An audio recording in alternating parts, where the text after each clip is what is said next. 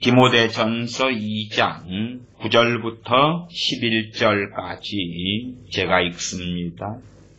또 이와 같이 여자들도 아담한 옷을 입으며 염치와 정절로 자기를 단장하고 따은 머리와 금이나 진주나 값진 옷으로 하지 말고 오직 선행으로 하기를 원하라. 이것이 하나님을 공경한다 하는 자들에게 마땅한 것이니라. 여자는 1절 순종함으로 종용히 배우라. 아멘. 종교개혁자 존 칼빈 목사님의 디모데전서 강의 17강의 때입니다. 17, 18, 19 세 설교 강해를 통해서 여자들의 위치 또한 여자들이 순종함으로 조용히 배워야 한다. 또한 여자들이 가르치는 것을 또한 남자를 주관하는 것을 허락지 않는다 하는 디모데전서 2장 12절 같은 말씀들을 듣게 됩니다. 실제로는 이러한 말씀들이 꽤 어려운 말씀이기 때문에 현 시대에도 여자분들이 목사 안수를 받을 수 있을까 없을까 해서 우리나라 장로교단 가운데서도 세계교단은 여성 목사 안수를 여전히 반대하고 있습니다. 그럼에도 이제 각자 성경 해석의 차이가 있지만 그러나 또한 어떤 말씀들은 너무나 명확합니다. 자세한 내용으로 갔을 때 차이가 있을지 몰라도 그러나 명확한 것은 그러하지요. 11절 12절에 여자는 1절 순종함으로 조용히 배우라. 여자의 가르치는 것과 남자를 주관하는 것을 허락지 아니하노니 허락하지 않는다. 오직 조용할지니라. 그럼에도 명확한 말씀이 있습니다. 그래서 지금 시대에는 장로교단 가운데 합동, 고신, 또 합신 이렇게 목사 안수를 인정하지 않지만 그러나 신학교에서 여자분들 와서 신학을 하고 교회 전도사님이 되어 사역하는 것까지는 반대하지는 않습니다. 그까지는 우리가 다 이해하고 알고 있습니다. 제 어머니 전도사님께서도 합동교단에서 담임 목회를 하셨습니다. 대신 목사 안수는 안 받았지만 합동교단의 교회에서 담임교역자로 계셨다가 70에 은퇴를 하셨습니다. 그렇기 때문에 합동교단이 목사 안수를 하지 않지만 여성 사역을 전면적으로 금하거나 반대하는 것은 아니다. 는 것은 이해하셔야 됩니다. 그럼에도 특별히 여자분들과 남자분들의 차이가 있다. 그런 것은 이 세 번의 강해를 통하여서 얼마간 다룹니다. 저도 전에 몇 달 전인가요? 작년 아마이었던 것 같아요. 긴 시간에 걸쳐서 여성 사역이나 또한 여자들은 교회에서 잠잠할지니라 하는 많은 말씀들을 가지고 설교했습니다. 간단한 이해는 어렵기 때문에 긴 시간에 걸쳐서 오랫동안 함께 살펴보기도 했습니다. 17강 읽어가겠습니다.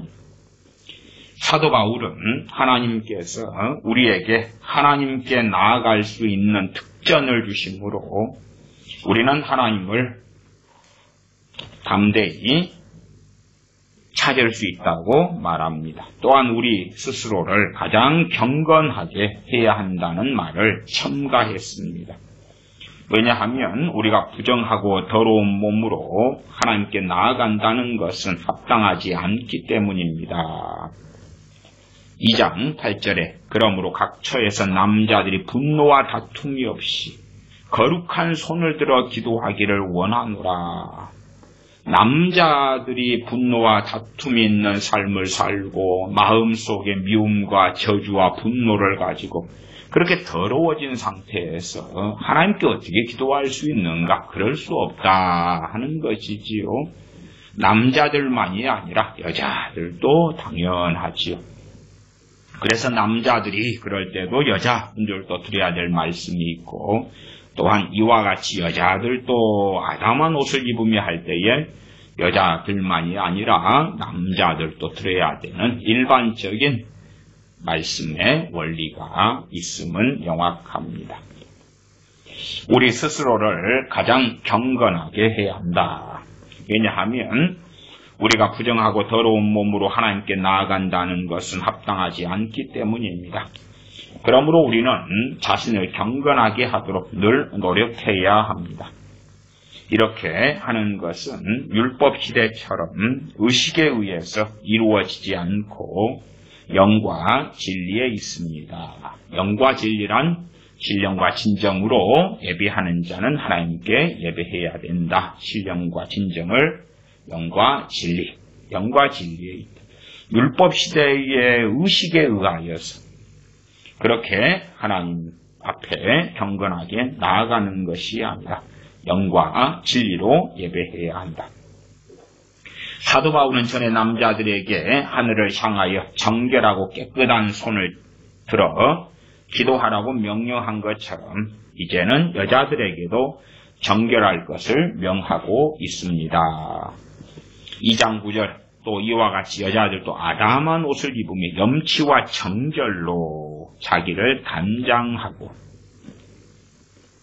만약 여자들도 하나님의 딸로 여김을 받아 마치 그들의 아버지에게 하는 것처럼 하나님께 가까이 나아갈 수 있고 하나님을 그들의 안식처로 삼고 싶다면 정결을 지켜야 할 것입니다.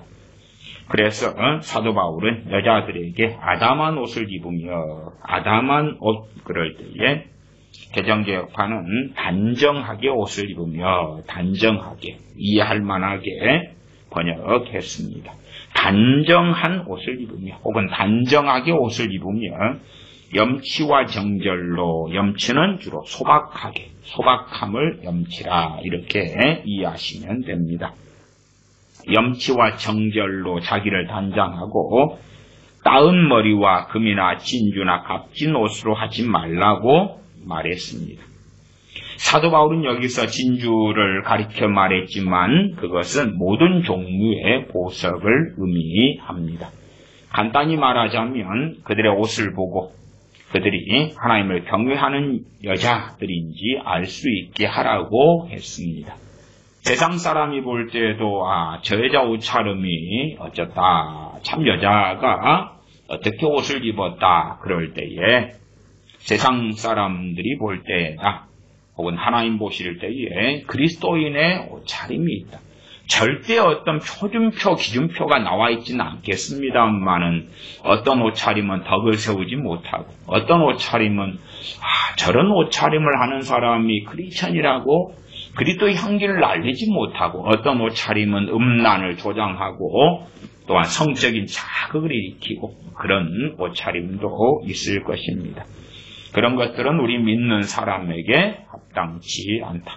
하나님을 경외하는 것은 단지 입술로만, 말로만 혹은 내 마음속에서 하나님을 경외합니다 할 수 있는 것이 아니라 입으로, 행위로, 그 중에서 특별히 여자분들의 단점과 문제가 옷차림이다. 물론 남자들에게도 일부가 해당될 것입니다만은 특별히 남자들보다 여자들의 함정, 약점이 되는 것은 우리가 경험적으로 알고 있습니다. 우리는 여기서 사도 바울이 무슨 말을 하려고 하는지 대강 짐작할 수 있습니다. 그러나 어떤 사람들은 사도 바울이 말할 만한 가치도 없는 시시한 것에 지나치게 신경 쓰고 있다고 생각할지도 모릅니다. 왜 옷에 대해서 이야기하냐? 자유롭게 그냥 살면 되지. 자유가 많이 강조되다 보면 그 자유가요, 하나님을 경외함에서 벗어나서 하나님께 반항하고 대항하고 내 뜻대로 하겠다. 그렇게 하는 자유로 가면서 저주가 나타날 때들이 많습니다. 먼저 하나님과 싸우기보다 하나님께서 자녀들을 하나님의 대리자로 통치하게 하셨는데, 다스리게 하셨는데, 자신의 눈에 보이는 부모와 불순종하고 불효하고 싸우는 자녀들이 있습니다. 그런 자녀들은 하나님께서 은혜를 거두시고 그런 자녀들이 하나님의 진노 속에 들어가는 것은 당연한 일이 되어집니다. 반대로 어떤 사람들은 사도 바울이 남자의 옷에 대해서 말하지 않고 여자의 옷에 대하여 말하는 이유를 알고 싶어 할지도 모릅니다. 그러나 사도 바울은 여기서 일반적으로 여자들에게 잘 일어나고 여자들이 빠지기 쉬운 잘못에 대하여 다루려고 함을 알 수가 있습니다. 즉 자신을 과시하고 멀리서도 남자들의 시선을 사로잡을 수 있도록 호화스럽고 화사해지려는 여자들의 어리석은 욕심에 대하여 말하는 것입니다. 여자들은 그 부분에 있어서 지나치게 신경을 쓰고 꾸미려 하기 때문에 사도 바울은 여기서 의도적으로 강조해서 말하는 것입니다. 사도 바울이 한 말씀을 간단히 요약해 보자면, 만약 여자들이 하나님을 순수한 마음을 가지고 찾아가려면 그들이 지니고 다니는 기독교 신자라는 이름 이외에 그들이 하나님의 학교에서 가르침을 받았다는 증거가 있어야 하고 선행을 통해서 그것을 보여주어야 한다고 했습니다. 하나님을 믿습니다. 나 크리스천입니다. 그러면 증거를 내놓아라.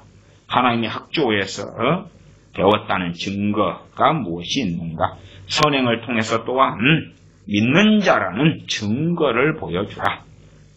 그렇게 함으로써 우리는 사도 바울이 주는 가르침을 더 잘 받게 되고 본문 말씀에서도 합당한 가르침을 받게 될 것입니다.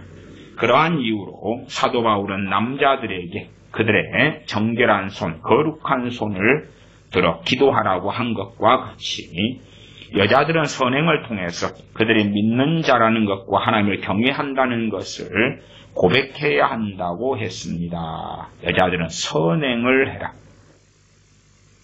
10절입니다. 디모데전서 2장 10절. 오직 선행으로 하기를 원하라. 그 앞에 9절 하반에는 자기를 단정하고 다음 머리와 금이나 진주나 값진 옷으로 하지 말고 그것이 아니라 오직 선행으로 하기를 원하라. 선행을 통해서 여자들은 그들이 믿는 자라는 것과 하나님을 경외한다는 것을 고백해야 한다. 단지 신앙 고백을 잘하고 기도 생활을 많이 하는 것, 무엇보다 가치 있지만 그러나 선행이 없는 가운데 그것만 있다면 이선이 거짓이 되고야 말 것입니다. 다시 말하면 여자들도 남자들이 하나님께 나아갈 때처럼 복음으로 교육을 받아야 합니다. 남녀노소 누구나 할 것 없이 복음으로 교육을 받아야 합니다. 사실 하나님께서는 구원의 교훈을 주는데 남자와 여자의 차별을 두지 않으셨습니다.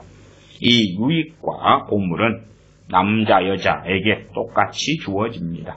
사도 베드로도 천국의 유업은 우리 모두에게 동등하게 주어진다고 베드로전서 3장 7절에 말씀합니다. 하나님께서는 이 점에 있어서는 남자와 여자를 동등하게 대하셨습니다. 그러므로 우리는 무엇보다도 여자들이 예외가 아니라는 것과 여자들도 하나님의 말씀으로 가르침을 받고 훈련을 받아야 함을 인정해야 합니다. 여자들에게서 이것을 약탈하려는 자는 절도자고, 여자들은 배우지 마, 저리 가. 아니면, 너희들은 저리 가고 남편들만 배워가지고 전달해. 그렇게 해도 어리석은 것이 됩니다. 배우는 자리에 함께 있어서 함께 배우고, 그리고 또한 지혜롭게 해야 할 것이다. 여자들에게서 하나님 말씀을 가르침받고 훈련받는 것을 약탈하려는 자 필요 없어. 여자들은 필요 없어. 살림이나 잘하면 돼. 그런 자들은 절도자고 더욱이 하나님을 모독하는 자라는 것을 알아두십시다. 하나님께서 여자들을 불러서 당신의 입에서 나오는 교훈을 받으라고 하셨으니 여자들로 하여금 하나님의 말씀을 배우는 일에 태만하지 않도록 합시다. 남자가 여자를 다스리는데 무엇으로 다스립니까? 자신의 정욕으로 다스리는 게 아니에요. 하나님에게서 부여받은 여자를 다스리라는 부르심을 받았을 때에 하나님 말씀에 순종해서 그러는 거예요. 순종해서. 물론 불신자 남편하고 사는 아내들이 당연히 많다는 것은 우리가 압니다. 그리고 하나님께서 그들에게 이러한 영광을 주셨으니 그들 또한 그 유익을 얻기 위해 합당한 열심을 내야 합니다. 이제 두 번째로 선행으로 그들의 믿음을 고백해야 한다는 말씀에 대해서 생각해 보십시다. 여자들은 선행으로 그들의 믿음을 고백해야 한다. 사도 바울은 우리가 믿는 자라는 이름을 갖는 것만으로는 충분하지 않고 우리의 생활을 통해서 믿는 자인지 아닌지를 증거해야 한다고 했습니다. 잘못된 가르침은 그거잖아요. 그냥 믿는다고 하면 충분하다 하는 거예요. 충분하다고. 성경은 절대 그렇게 멈추지 않습니다. 한편 강도가 내가 믿는다고 하면 충분하다. 한편 강도야 그날 당일에 죽었기 때문에 죽음 당했기 때문에 그렇게 보일 수 있을 것입니다. 그런 한편 강도가 오늘 너가 나와 함께 낙원에 있으리라 주님 말씀하셨죠. 그러나 그 강도가 그 해도 죽지 않고 살고 그 다음에도 죽지 않고 사는데 그 강도가 정말 하나님 앞에 입술이나 생각이나 말이나 삶을 돌이키지 않으면서 나는 믿는 자라는 이름을 갖는 것을 충분하다 한다면 그러한 강도에게 그러한 강도를 구원하신 주님을 모독하는 가장 악한 저주 속에 들어가는 그러한 길을 걷는 것입니다. 어떤 사람이 극악한 죄에서 건진받았다고 합시다. 그러면 그 사람은 받은 은혜로 인하여서 세상에서 좀 괜찮게 사는 사람이 주님 믿고 구원받은 것보다 더한 감사, 더한 찬양, 더한 영광을 돌려드리는 것이 마땅한 것입니다. 똑같이 여자와 남자가 구원받았을 때에 그럴 때에 여자가 남자보다 더 감사하고 찬양해야 합니다. 왜 그런 논리냐 그러면 아담이 먼저 죄 지은 게 아니라 이와가 하와가 먼저 죄를 짓고 자기 남편으로 하여금 죄를 짓게 했기 때문에 그렇습니다. 14절에 보시면 아담이 꾀임을 보지 아니하고 여자가 꾀임을 보아 죄에 빠졌음이니라. 이 죄의 결과 때문에 하나님의 죄에 대한 합당한 보응이 주님 오실 때까지 여자들에게 계속 내리고 있는 것입니다. 그래서 죄에 대한 보응으로 죄에 대한 징계가 주님 오실 때까지 계속 이어집니다. 왜 나는 불합리하게 남자에게 다스림을 받아야 되고 순종해야 되는가? 최소한 전제로 이해하실 때에 부모 품 안에 처녀딸이 있으면 아버지께 순종해야 될 것이고 물론 진리 안에서입니다. 진리 안에서. 또한 결혼관계 속에 들어갔다면 남편의 권위에 순종해야 될 것입니다. 그것이 남편의 학대를 받아들이거나 비진리로 인도하거나 하는 불합리한 것들을 받아들이는 것과는 다르다. 물론 성경은 그에 대한 자세한 것을 이야기하지 않습니다. 마찬가지로 이 강해도 마찬가지이기 때문에 강의에서 조금 다루고 있는 것 같지만 읽고 지나갈 수밖에 없겠습니다. 사도 바울은 우리가 믿는 자라는 이름을 갖는 것만으로는 충분하지 않고 우리의 생활을 통해서 믿는 자인지 아닌지를 증거해야 한다고 했습니다. 다시 말해서 우리의 믿음을 증거하기 위해서 선행을 해야 한다는 것입니다. 이것은 우리가 하나님의 말씀을 헛되이 하지 않았고 우리가 하나님을 믿는다는 것을 보여주는 증거가 됩니다. 또 우리가 진정으로 복음을 받아들였고 복음이 우리 안에서 뿌리를 내렸다는 것을 확인해주는 확인 통보가 되는 것입니다. 무엇이요? 선행이요. 사실 이것은 남자와 여자 모두에게 해당되는 것입니다. 그러나 여자들의 형편이 정말로 하나님의 말씀을 제대로 교육받지 못해서 그들의 생활이 하나님 말씀에 부합하지 못하고 그것에 대한 변명조차 할 수 없어서 성령님께서 그들을 정죄하신다면 이들을 책임져야 하는 남자들은 어떻게 되겠습니까? 여자들, 특별히 아내들이지요. 또한 처녀딸이라면 아버지지요. 아버지나 남편이 아내에게 하나님 말씀을 잘 가르쳤는데 아내들이 말씀대로 안 살았다. 그러면 누구 책임이죠? 아내 책임. 아니면 처녀딸의 책임입니다. 그러나 다스리는 부르심이 남자에게 있고 가르치는 부르심이 아내에 대하여 또한 처녀딸에 대하여 물론 부모는 자녀들에 대하여 교육의 책임을 가지고 있습니다. 한 걸음 나아가서 처녀딸을 아버지가 가르쳐야 되는데 가르치지 않았다. 가르치지 않아서 말씀대로 살지 못했다. 그래도 처녀딸이든 아내들이든 하나님 앞에 정죄를 받을 것이고 변명조차 할 수 없을 것이다. 그럼에도 불구하고 가르쳐야 된 책임이 있는 가르치지 않았다면 가르치는 책임과 다스리는 부르심을 받은 남자들은 이 여자들보다 더한 정죄와 더한 심판을 받을 것이다. 남자가 남편이 가정을 다스리면 하나님 말씀을 아내에게 잘 가르쳐 주어야 되는 것이다. 남자와 여자는 사명이 다릅니다. 이 세계는 하나님의 질서, 창조 질서를 무너뜨리기를 좋아하고 그렇게 전국적으로 살기를 좋아합니다. 왜요? 이 세상 뒤에 마귀가 있기 때문에. 그래서 제3의 성을 만들어내고 남자와 여자의 부르심을 뒤섞어버리고 바꿔버리고 그렇게 해서 혼잡한 세계 속에 던져넣기를 좋아합니다. 여자들이 말씀대로 살지 못했는데 우리가 제대로 배우지 못해서 그렇습니다. 그게 진실이라면 이러한 여자들을 책임져야 하는 남자들은 어떤 정죄를 받겠습니까? 훨씬 더 무겁고 심각한 정죄를 받는다 그 말이에요. 남자들이 나만 잘하면 돼. 그건 절대 안 되고. 아니면 남자들이 불신자예요. 불신자이기 때문에 말씀을 모르지요. 모르는데 어떻게 가르칩니까? 그렇다 해서 결코 하나님의 진노를 피할 수는 없다. 왜? 책임을 맡은 것만큼 그에 대해서 책임을 하나님께서 물으실 것은 명확한 사실이 됩니다. 그래서 남자들은 그 남자가 아버지다.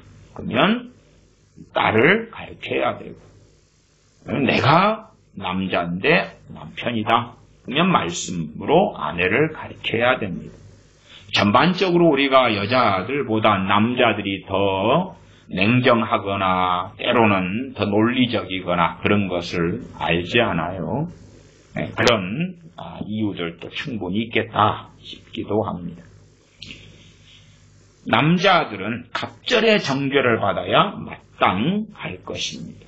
왜요? 똑같이 잘못했을 때에 책임 맡은 자는 더한 그러한 심판을 받는 게 당연합니다.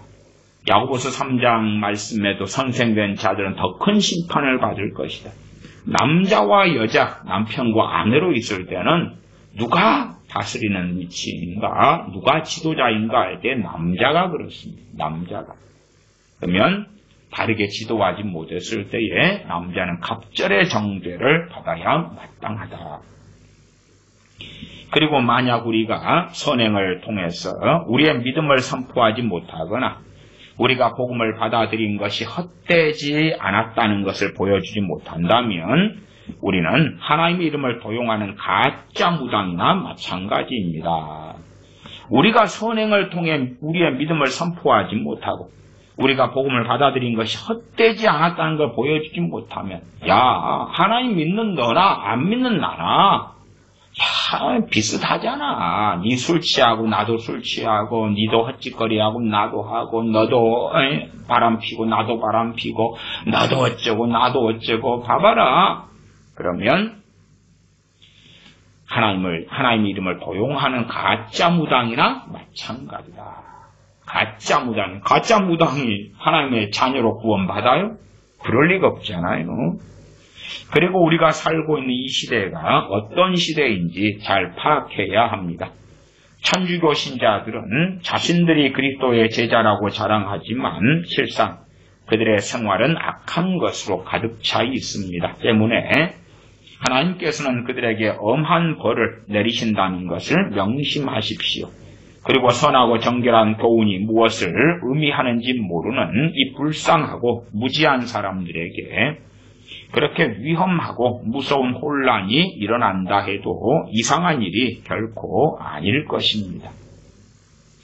사실은 이어지는 3번의 강의를 통하여 여자들에 대하여 여자분들 입장에서 충분하게 구체적인 사안들까지 다루고 설명하는 건 듣지 못할 것입니다. 그러나 그럼에도 이러한 강의들을 싫어해요. 말씀에 나와 있는 걸 가지고 얼마간 다루고 설명하는 것도 대부분의 여자분들은요, 아내가 이 반항심이지, 반항심.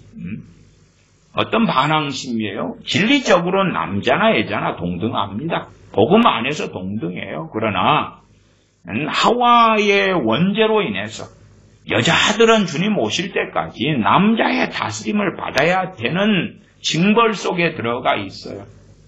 그러나 그렇게 되지 않으려 그래. 왜 내가 여자인데 왜 나에게 이런 불합리한 여자로서 불공평한 그런 삶을 살아야 하는가 하는 반항심과 한 걸음 나아가면 적개심도 가지고 있어요. 그런 것이 이제 사회의 불평, 불만을 일으키고 또한 어떤 사회, 어떤 국가는 여자분들에게 굉장히 좋지 않은 구조를 가지고 있기도 하죠. 전 근대적인 사회들도 그렇고 고대 사회는 말할 것도 없잖아요. 그런 데서 막 불평, 불만을 일으키는 거예요. 결국 그것이 하나님에 대한 그러한 하나님과의 싸움, 하나님에 대한 적개심이 되고 말고 하나님 앞에서 합당하지 못한 어리석음이 되고야 말지요. 천주교인들은 하나님의 이름을 그러한 방법으로 남용한 데 대해서 틀림없이 그 대가를 충분히 지불하게 될 것입니다. 그런데 우리는 거듭난 척은 하지만 실상 우리가 하는 말로 그 증거를 삼을 수 없으니 문제가 심각한 것입니다. 그렇지만 확실히 하나님께서는 우리에게 관대하고 인자하십니다. 특히 복음의 참된 교훈을 우리에게 주실 때에 우리가 살아왔던 악하고 부끄러운 죄악에서 우리를 인도해내시기를 기뻐하실 때에 우리가 생각하는 것보다 훨씬 더 관대하고 인자하십니다. 하나님의 은혜에 맞추어 우리의 생활도 등불처럼 환하게 빛을 발해야 합니다. 그러나 만약 우리가 입으로는 복음에 대해서 말하지만 생활로는 악하고 추하며 야비한 삶을 살고 있다면 우리는 하나님의 거룩하신 이름을 망령되게 하는 죄가 추가되는 것입니다. 그리고 하나님의 이름을 망령되게 한 데 대한 무서운 응징이 예비되어 있을 것입니다. 야, 우리 믿는 사람은 죄지만 잘못했다고 싹싹 빌면 되고 복만 있어, 축복만 있어, 은혜만 있어. 그러한 잘못된 은혜주의에 빠진 어리석은 사람들도 있습니다. 그러므로 믿음의 고백은 말로만이 아니고 우리의 생활이 믿음에 부합되어야, 말씀에 부합되어야 한다는 것을 이 본문 말씀을 통해서 잘 알아둡시다. 이러한 이유로 사도 바울은 선행을 통해서 신앙을 고백하라고 말씀하는 것입니다. 우리는 이 사실을 믿고 우리의 믿음을 고백해야 합니다. 그렇지 않으면 우리 몸속에는 아무런 미덕도 없고 성령님의 역사하심도 없다는 것을 드러내 보이는 것이 됩니다. 성령이 역사하시면 뭐가 나타나는 거예요? 선행이. 성령님이 역사하지 않는다는 증거가 뭐예요? 선행이 없는 거예요. 선행이 없어. 행실을 통해서 하나님을 거부하는 자들은 자신들이 이교도라는 것을 사람들 앞에 분명하게 보여주는 것과 같습니다. 선한 행실이 없어요. 그럼 자기들이 누구라고 보여준다고요? 말로는 믿는다고 하지만 이교도라는 것을 보여준다. 기도서 1장 6절에 그렇지요. 저희가 하나님을 시인하나 행위로는 부인하니 가증한 자요 복종치 아니하는 자의 모든 선한 일을 버리는 자니라. 입으로는 하나님을 시인하는데 행위로는 부인한다. 행위로는 부인한다. 그러한 사람들에 대하여 자신들이 이교도라는 것을 사람들한테 분명하게 보여주는 것과 같다라고 칼빈 목사님은 설교합니다. 야, 나는 믿으니까 선택받았으니까 상관없어. 그리고 담대하게 선한 삶을 살지 않고 악한 삶을 사는 자들이 주님 앞에 설 수 없지요. 우리는 주위에서 이처럼 말과 행함이 같지 않은 사람들을 자주 볼 수 있습니다. 말과 행함이 같지 않는 사람들을 많이 보게 되기 때문에 그 문제를 놓고 논쟁을 벌이지 않아도 됩니다. 그들은 스스로 말하기를 나는 가장 훌륭한 기독교 신자라고 주장합니다. 그러나 만약 그들의 생활을 그들 앞에 그대로 펼쳐놓는다면 그들은 그 행실로 거짓말장이가 될 것입니다. 그러면 사도 바울이 말했던 것처럼 그들은 그들의 악한 행실을 통해서 하나님을 거부했다는 사실이 명백히 밝혀질 것입니다. 입으로는 믿는다고 하지만 행실이 악한 행실이면 그걸로 하나님을 거부하고 반역하고 부인하는 것이다 그 말이에요. 결코 구원받을 수 없습니다. 그들은 전에 없이 쓸데없는 말을 많이 짓거리게 되지만 하나님께서는 결코 당신의 자녀로 그들을 인정하지 않으실 것입니다. 이게 존 칼빈 목사님이 바르게 성경을 해석하는 구원론이에요. 구원론. 바르게 해석하는 구원론이에요. 구원론. 다시 읽어드리면 274페이지 하단입니다. 그러면 만약 그들의 생활 앞에 그대로 펼쳐놓는다면 그들은 그 행실로 거짓말쟁이가 될 것입니다. 그러면 사도 바울이 말했던 것처럼 그들은 그들의 악한 행실을 통해서 하나님을 거부했다는 사실이 명백히 밝혀질 것입니다. 그들은 전에 없이 쓸데없는 말을 많이 짓거리게 되지만 하나님께서는 결코 당신의 자녀로 그들을 인정하지 않으실 것입니다. 지금 시대는 교회 안에 입으로만 믿는다고 하는 사람들 아주 많습니다. 거짓말하고 이간질하고 분당 파당을 만들고 별 미혹에 빠져서 사는 사람들이 아주 많습니다. 우리 자녀들도 그렇지 않습니까? 믿는다 그리고 교회 다니고 해도 선한 행실은 어디에가 있습니까? 사도 바울은 여자들에게 행하는 것으로 행함으로 선행이지요. 믿음을 보여주어야 한다고 말씀한 후에 그들의 옷차림도 그들의 믿음에 부합되어야 하는 것이 당연하다고 우리에게 강조해서 말씀합니다. 사도 바울이 한 말에는 다음과 같은 뜻이 담겨 있습니다. 만약 한 여자가 창녀처럼 옷을 입고 치장을 하여 자기의 몸 단장에 있어 검소하지 못하다는 것을 보여주게 되면 그것은 매우 충격적이며 스스로에게도 솔직해 보이지 않을 것입니다. 시대마다 이제 단정한 옷의 기준은 달라집니다. 엄격한 이런 기준이 어떻게 존재하겠습니까? 그러나 상식적으로라도 우리가 어느 선의 옷차림은 안 되는 알고 있지요.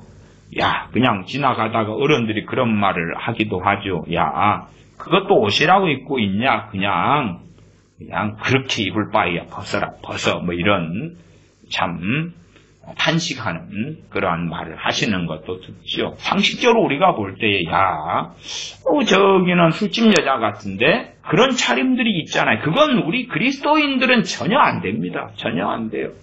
나이트클럽에 그리스도인들이 들어가는 것도 합당하지 않지만 나이트클럽에 춤추러 들어가는 복장 아니야? 그것도 안 됩니다.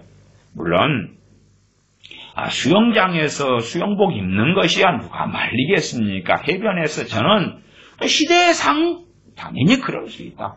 그럴 수 있다.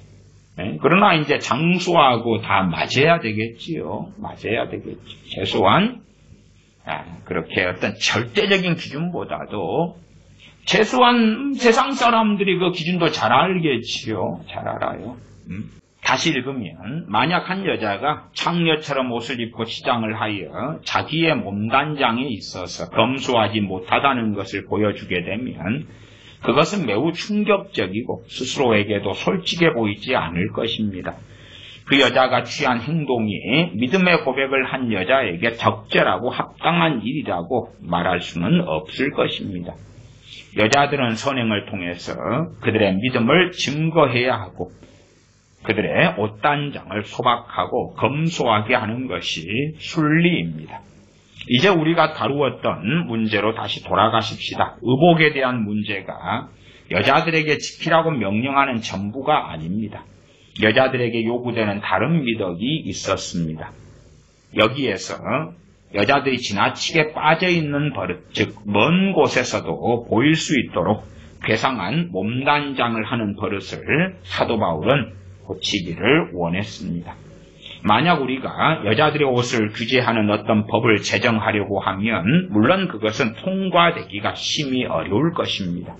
때로는 통치권을 손에 쥐고 있는 국가의 통치자들도 어느 정도의 제재를 받아서 통치권을 조정해 나가야 할 것입니다. 여자들이 베갯잎 송사도 하고 막 들고 일어날 거 아닙니까?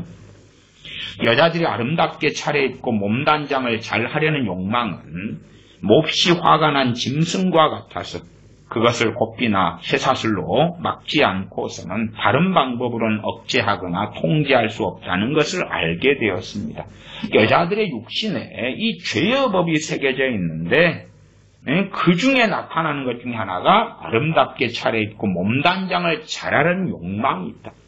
이것을 몹시 화난 짐승과 같으니까 쇠사슬이나 고삐로 막아야지, 막지 않으면 통제가 되지 않는다. 그러므로 우리가 살고 있는 이 시대에 아름답게 되기 위해서 말할 수 없이 많은 대가를 지불하는 자들은 이교도들이 하는 것보다 그 방법의 다양함이나 자유를 가진 것에 오히려 부끄럽게 여겨야 할 것입니다. 그러나 우리로서는 그것에 대한 어떠한 법도 제정할 수 없습니다. 우리는 스스로 우리의 옷차림을 수수하게 해야 하고 하나님이 금하시는 것이 무엇인지 잘 알아야 합니다. 하나님께서 어떻게 생각하시든지 그것은 이것과 관련해서 저질러진 잘못을 책망하기에 충분합니다. 우리는 사도 바울의 여자들은 아담한 옷을 입어야 한다는 말을 통해서 그가 한 말의 골자를 알게 될 것입니다. 우리나라 유명한 여자 목사님 가운데에서는요, 그런 사람들이, 여러 사람들이 있습니다. 자, 대형교회, 초대형교회 막 이렇게 하시는 여자 목사님들이 좀 있었어요. 그분들은 강단에 설 때마다 막 옷이 바뀝니다. 옷이, 정장이 바뀌는데, 정장 가격이 굉장히 비싸죠. 물론 이유는 있습니다.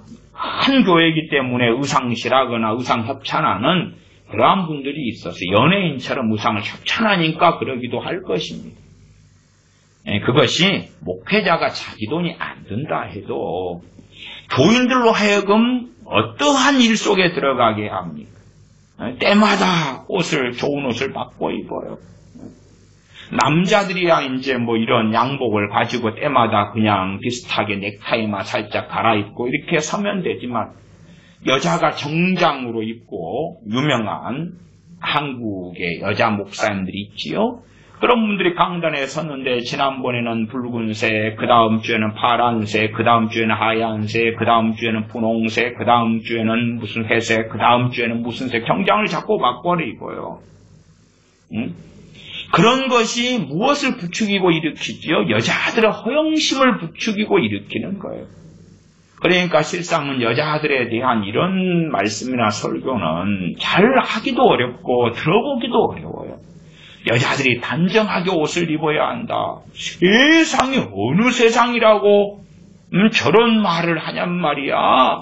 할 수 있을지 몰라도 사실은 옷차림 등을 통해서 하나님과 멀어지는 일들이 벌어지기 때문에 왜 욕망을 따라서 행할 때 그 열매가 뭐예요? 옷차림입니다.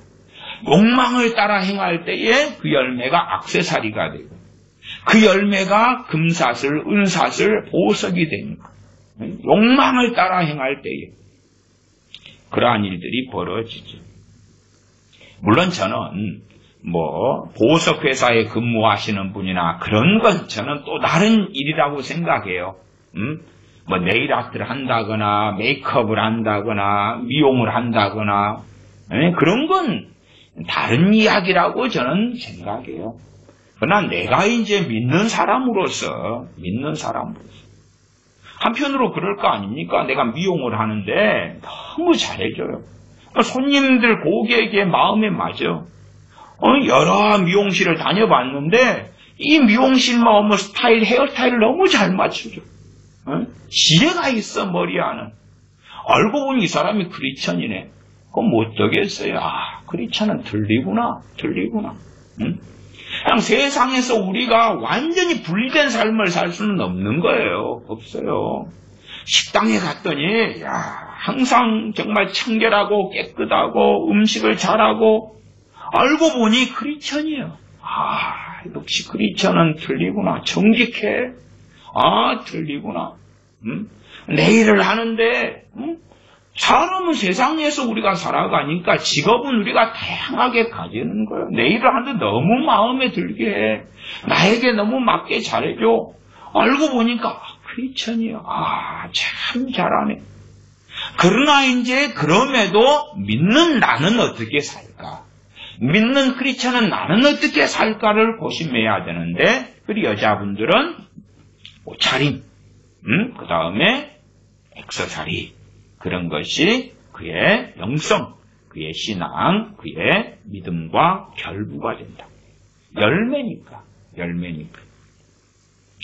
디모데전서 2장 9절을 다시 읽으면 9절 10절 또 이와 같이 여자들도 아담한 옷을 입으며 단정한 옷을 입으며 염치와 정결로 자기를 단장하고 단장을 하는데 어떤 단장을 할 것인가?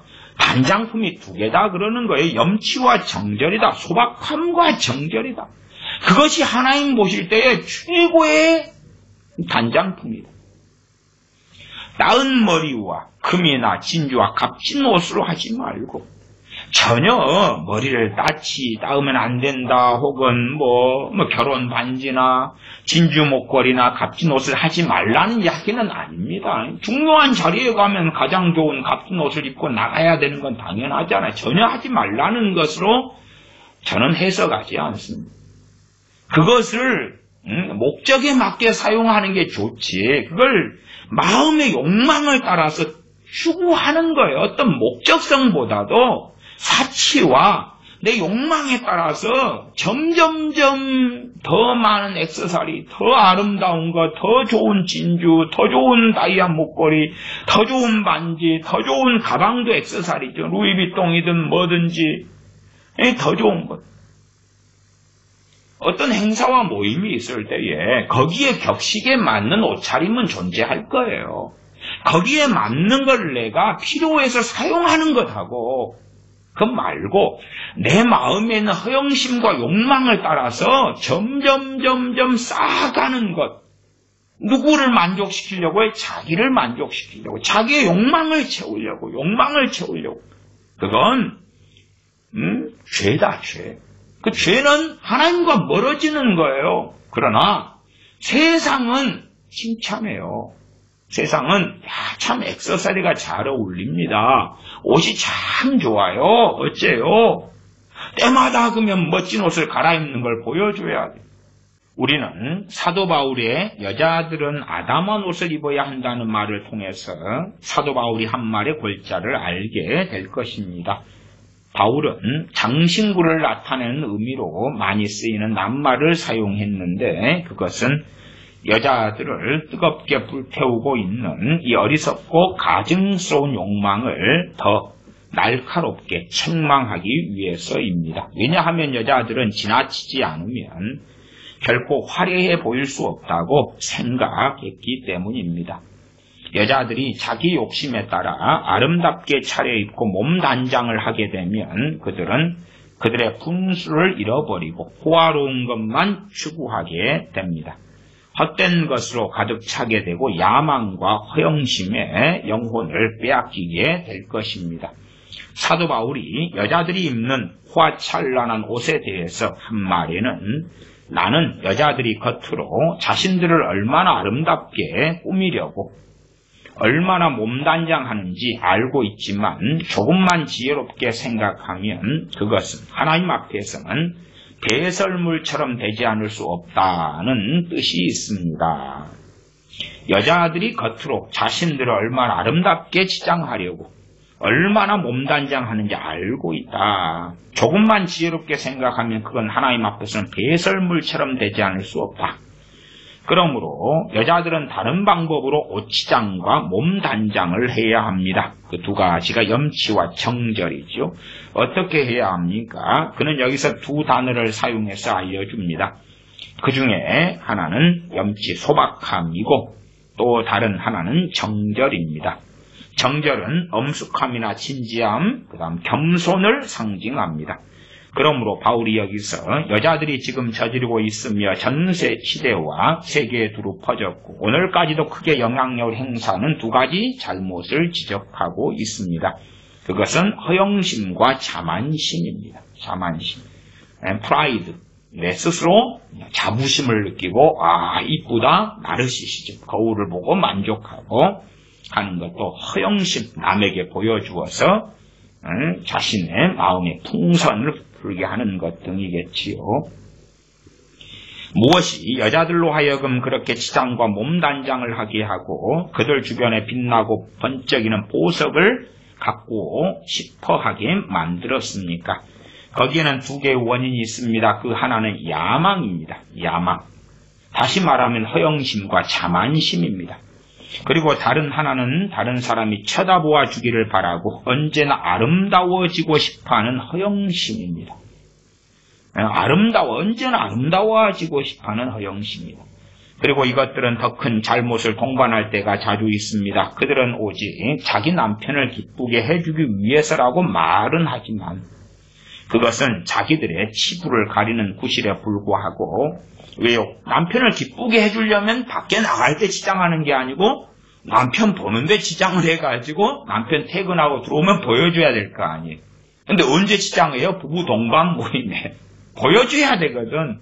자기 남편한테 보여주지. 근데 말은 남편을 기쁘게 하기 위해서예요. 거짓말을 하는 거죠.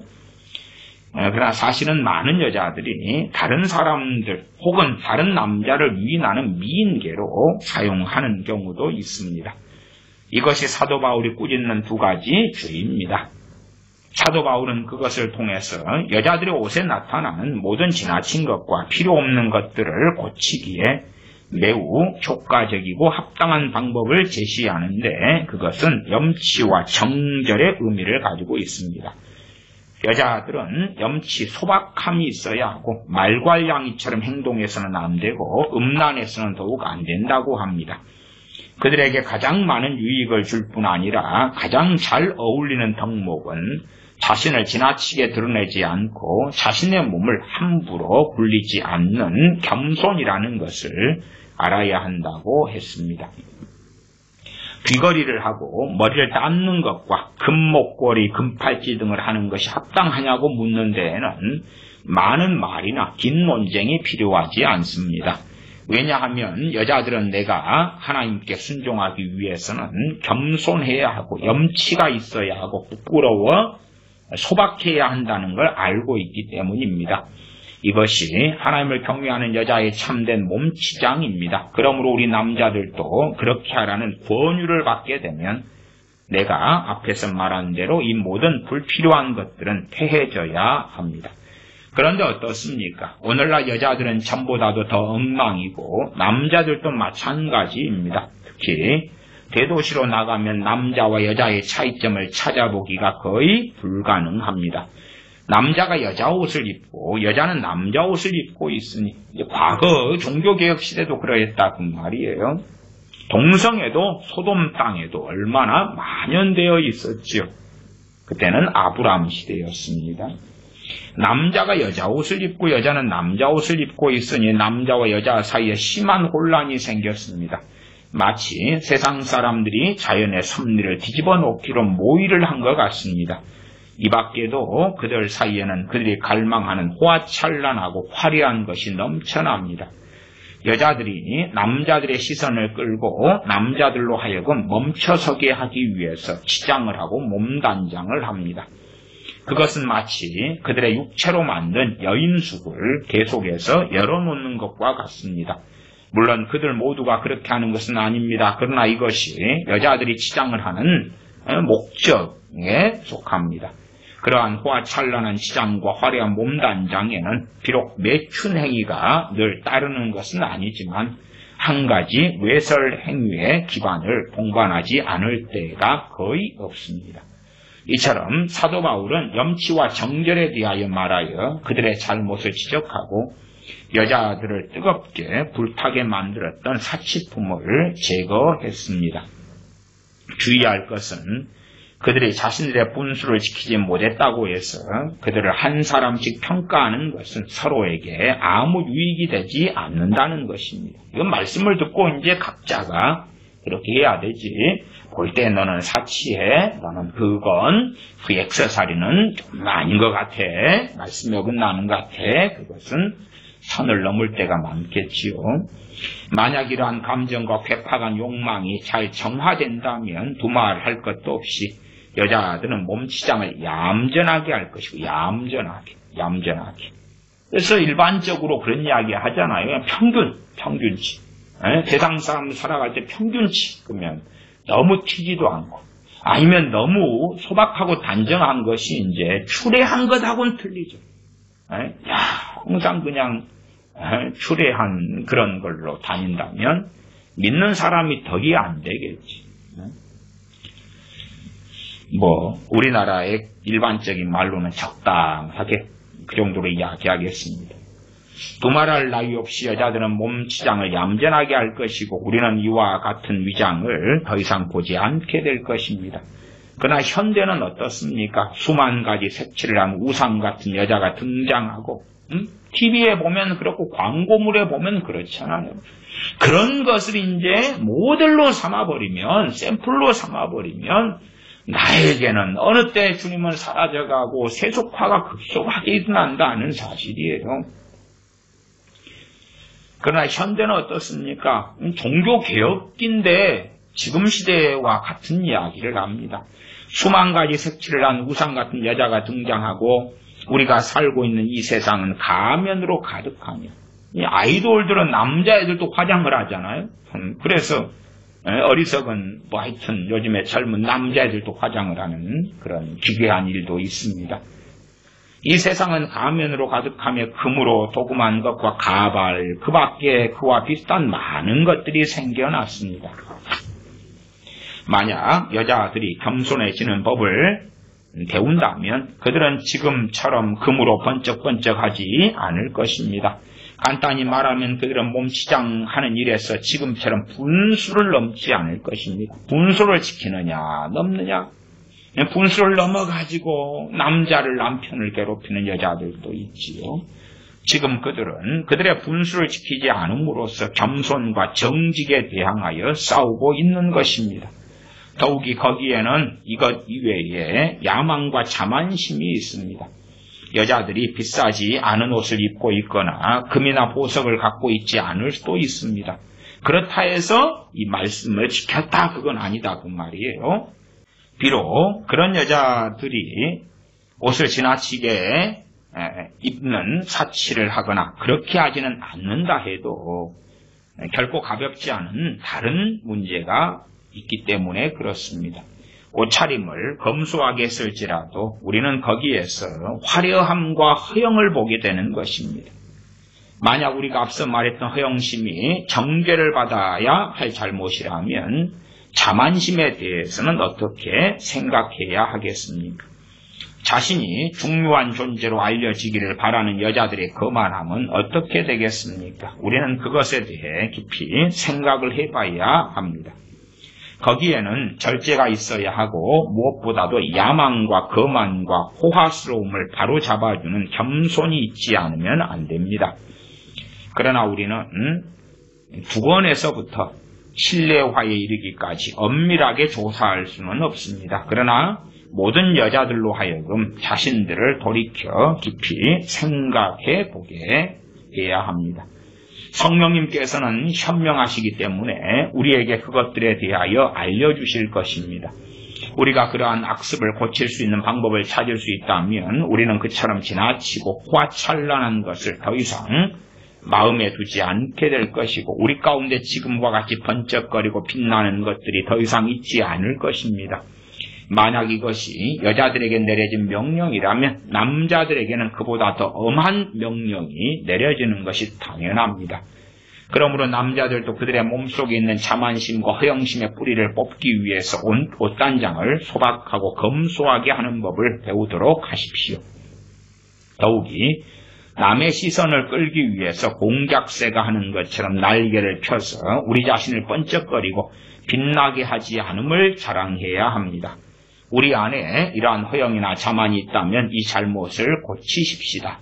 왜냐하면 자만심과 이와 같은 호화스러움과 야망보다 하나님을 불쾌하게 하는 것은 없기 때문입니다. 이것들을 작고 경미한 죄라고 치부할 것이 아니라 하나님의 저울에 그것들을 달아보십시다. 그러면 그것이 얼마나 큰 죄며 그것이 무엇을 의미하는지 알게 될 것입니다. 우리는 하나님께서 선지자 이사야 시대에 여자들의 허영심을 날카롭게 체근하기 위해서 그들에게 무서운 형벌을 내리겠다고 말씀하신 사실을 잘 알고 있습니다. 이사야 3장 15절. 하나님께서 그렇게 하신 데는 이유가 있습니다. 이사야 선지자가 많은 말로 여자들의 사치를 지적하였습니다. 그리고 하나님께서 그들의 머리를 칼로 밀어서 대머리로 만들 거고 그들의 옷을 넓적다리가 나오도록 짧게 잘라서 세상 사람들의 조롱거리와 비난거리로 만드실 것이라는 말씀을 합니다. 그 당시에 여자들이 몸치장을 위해서 시간을 거의 다 허비하는 것을 보시고 그렇게 무서운 협박을 하시고 그들을 웃음거리로 만드셨다는 것을 알아야 합니다. 이사야 선지자는 그럼에도 불구하고 우리가 스스로 그것을 고치려고 하지 않는다면 하나님께서 기꺼이 강력한 조치를 취하실 수밖에 없다는 것을 말하자면 그의 법전에 기록해 두었습니다. 사도 바울이 이 점을 강조한 데에는 다 이유가 있습니다. 당시 그것은 전 시대의 국가에 걸쳐서 일어난 문제이자 유행이었기 때문에 그렇습니다. 다시 말하지만 그것은 하나님을 가장 불쾌하게 하는 두 가지 악한 근원입니다. 즉 우리의 어리석은 생각으로 생기는 허영심과 모든 세상 사람들로 하여금 자신을 쳐다보게 하고 높이 평가해 주기 원하는 자만심에서 생기는 것입니다. 실제로 우리는 남자건 여자건 상관없이 본문 말씀에서 가르침을 받아야 합니다. 성령님께서 그렇게 말씀하신 것은 즉 하나님께서 우리에게 겸손하고 소박하라고 권고하시기 때문입니다. 물론 우리는 우리의 몸치장을 하는데 지나치게 사치스럽기 때문에 지금 당장 이 잘못을 바로잡는다는 것은 매우 힘든 일입니다. 그런 한 이유로 여자들이 두 가지 잘못인 자만심과 허영심을 알게 되면 깨닫게 되면 그것에 맞서 싸워야 하고 사도 바울이 말씀한 두 가지 덕목 염치와 정절을 이룩해야 합니다. 겸손에 대해서 말하자면 남에게 잘 보이려고 하는 욕심이 없어야 하고 지나치게 성적인 것을 배제해야 합니다. 그리고 절제도 있어야 하는데 절제는 겸손해야 하며 호화스러운 생활에 물들지 않는 것입니다. 옷이 만들어지는 두 가지 이유는 정직과 필요입니다. 옷은 우리를 더위와 추위에서 보호해 주는 데 필요하고 우리의 몸을 가려서 정직을 지켜줍니다. 그러니 우리의 옷은 품위가 있고 합당해야 합니다. 육류와 음료수가 우리의 영양을 위해 필요한 것 같이 우리의 몸을 추위와 더위에 무모하게 노출시키지 않기 위해서도 옷이 필요합니다. 그러므로 남자나 여자나 지나치게 사치를 하고 몸치장을 하고 공작새처럼 날개를 펼친다면 그들은 자연의 섭리에 대항해서 싸우는 것이라 할 수 있습니다. 그들의 행동은 하나님을 무시한다는 것을 의미하고 그들의 죄를 부끄러워하지 않는다는 것을 보여주는 것입니다. 자신의 옷차림과 치장에 많은 관심을 가지고 있는 사람은 그의 겉모습과는 달리 그의 영혼은 매우 사납고 더러운 죄로 가득 찼다는 것을 보여주고 그것을 깨끗하고 올바르게 보존할 생각이 없다는 것을 보여줍니다. 하나님은 우리가 어떠한 옷차림을 하기를 바라시는가에 대해서 사도 바울은 말하고 있습니다. 무엇으로 단장해야 한다고 말씀합니까? 그것은 겸손과 온건과 절제와 인내로 단장해야 한다고 말씀하는 것입니다. 하나님께서는 우리를 성령님이시는 은혜와 선물로 아름답게 장식하려고 하신다는 것을 깨닫고 그렇게 되기 위해서 부단한 노력을 합시다.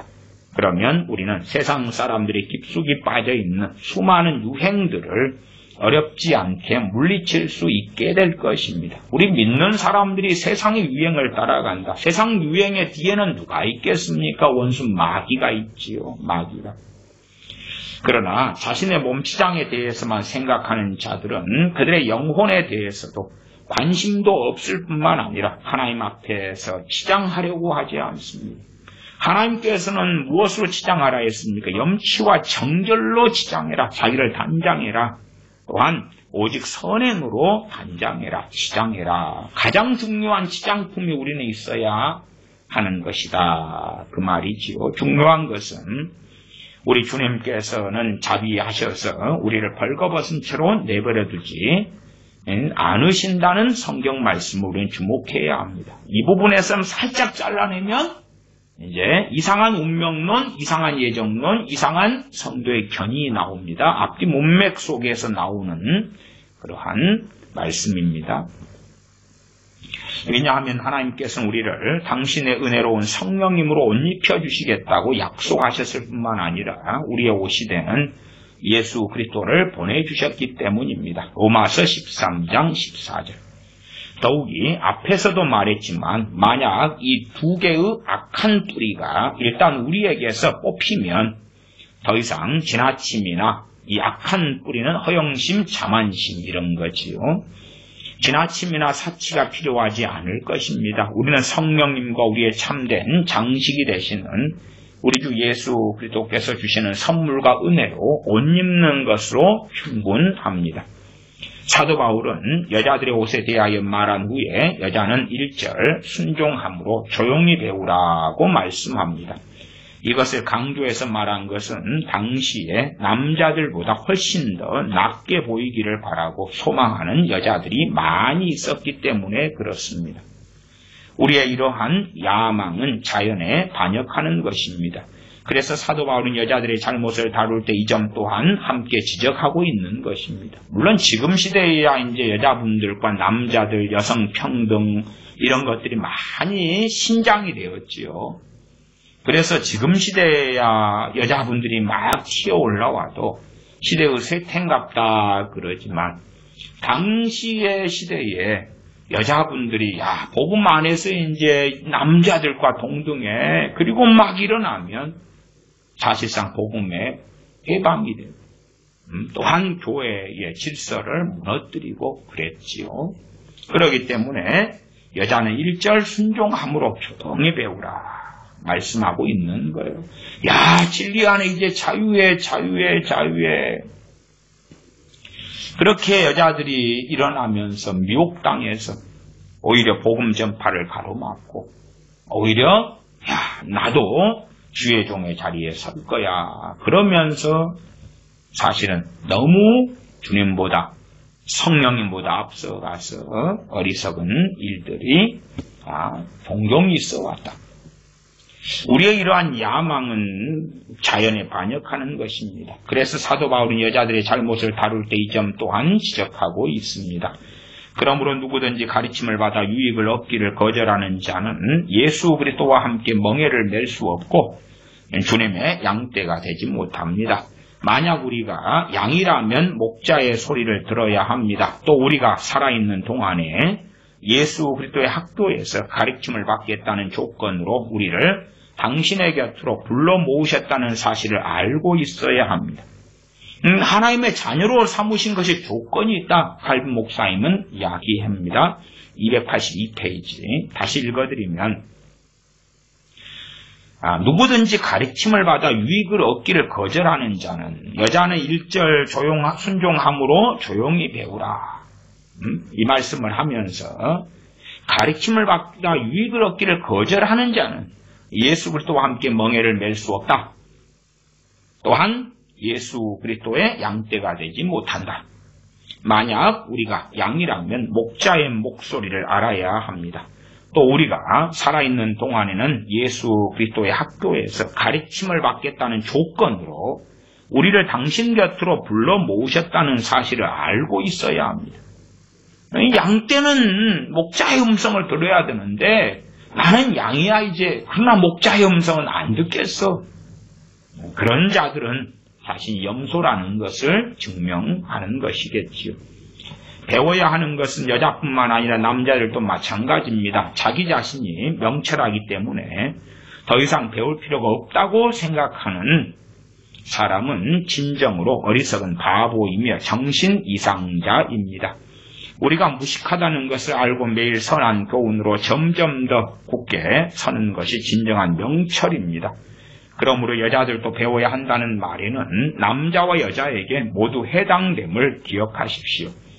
자기 자신은 이 법칙에서 예외가 된다고 생각하는 사람이 한 명도 없어야 합니다. 예를 들자면 나의 임무는 가르치는 것이니 나는 다른 사람들이 하는 것처럼 배우지 않아도 되지 않습니까? 라고 이의를 제기해서도 안 됩니다. 이것은 나는 예수 그리스도의 제자가 되지 않겠다고 말하는 사람들과 다르지 않은 것입니다. 만약 내가 수시로 강단에 올라가서 구원의 교훈을 가르치지만 내가 그것을 통해서 얻어야 할 유익을 내가 받아야 할 분량만큼 받지 못하면 나에게 화가 있을 것입니다. 이제 칼빈 목사님이 스스로에 대해서 하는 이야기입니다. 만약 내가 수시로 강단에 올라가서 구원의 교훈을 가르치지만 내가 그것을 통해서 얻어야 할 유익을 내가 받아야 할 분량만큼 받지 못하면 나에게 화가 있을 것입니다. 보편적인 우리를 이야기하는 나가 아니라 칼빈 목사님 자신에 대한 이야기. 그러므로 말하는 사람과 듣는 자들이 모두 하나같이 가르침을 받아야 합니다. 그러나 여자들에게는 이 조건이 다릅니다. 여자들은 배워야 한다. 조용히 배워야 한다고 말씀합니다. 그래서 사도 바울은 1절 순종함으로 조용히 배우라 하는 말씀을 첨가했습니다. 그들은 남자들에게 순종해야 하고 기본적으로 이제 집안에 있으면 아버지가 될 것이고 결혼한 경우에는 남편이 될 것이다 그 말이에요. 그들은 남자들에게 순종해야 하고 조용하고 편안한 마음으로 하나님의 말씀을 통해 유익을 얻어야 합니다. 우리 모두가 가르치라는 소명을 받은 것은 아닙니다. 가르치는 사람의 수는 적을지라도 듣는 나머지 사람들은 그 부르심이 아닌 사람은 조용히 들으면 됩니다. 만약 자기 자신이 가르침을 받는 것을 감수하지 못할 정도로 거만한 자가 있다면 그들은 사탄의 제자가 될 것입니다. 즉 사탄은 그들의 눈을 보지 못하게 만들고 홀려서 바보 천치로 만들 것입니다. 그러므로 남자건 여자건 상관없이 우리가 하나님의 학교에서 유익을 얻으려고 한다면 우리에게는 이러한 순종과 평안한 마음이 있어야 합니다. 남자들도 말씀을 가르침 받을 때에 그때에 순종하는 마음이 있어야 되죠. 그때에 성령님께서 잘못된 것과 옳은 것을 분별하는 지각을 주실 것입니다. 남자들 마음에는 교만이 있어요. 교만이. 유감스럽게 여자들 마음에서도 그런 게 있고 반항심이 있고 성령님께서 분별력을 주시기보다 마귀가 사단 역사에서 미혹으로 끌고 가는 일들은 참 많습니다. 우리들에게는 순종과 평안한 마음이 있어야 합니다. 그러나 내가 앞에서 말한 것처럼 하나님께서는 여자들에게 한 가지 제한을 더하셨다는 것을 알아야 합니다. 즉 그들은 다른 사람을 가르치는 책임을 맡아서는 안 됩니다. 당시 칼빈 목사님 이렇게 이야기한 거 책임을 맡아서는 되지 않는다. 저는 여성 사역에 대해서 인정한다. 그러면 이 부분을 어떻게 저는 이해하냐 할 때에 남성 목회자들의 어떤 지도 속에서 협력 사역으로 그렇게 하는 것이 덕을 세우고 안전할 것이다. 그런 말씀도 드렸습니다. 이것은 그들에게 속하지 않았으므로 그것을 가지고 장난을 해서는 안 됩니다. 다른 사람을 가리키는 책임을 맡아가지고 그 구체적인 이유에 대해서는 다음에 자세히 설명하도록 하고, 여기서는 말씀하시는 분이 성령님이라는 것에 만족하도록 하십시오. 비록 사도 바울이 직접적으로는 여자들에게 지시했지만 사실 남자들도 이 지시를 지켜야 합니다. 우리들 한 사람 한 사람은 자기의 몫을 챙겨야 합니다. 그래서 우리 모두는 겸손하고 분별력을 가지라는 경고를 받아들이고, 그 밖에 다른 모든 점에 있어서와 마찬가지로 우리의 복장도 옷도 정직하게 처신하고 온화하게 행해야 합니다. 그러므로 우리가 하나님께 순종하는 일에 흔들리지 말아야 합니다. 하나님은 우리에게 매우 선하시기 때문에 우리는 매일 하나님의 말씀에서 유익을 얻고 그것을 통해서 우리 자신을 훈련해야 합니다. 아멘.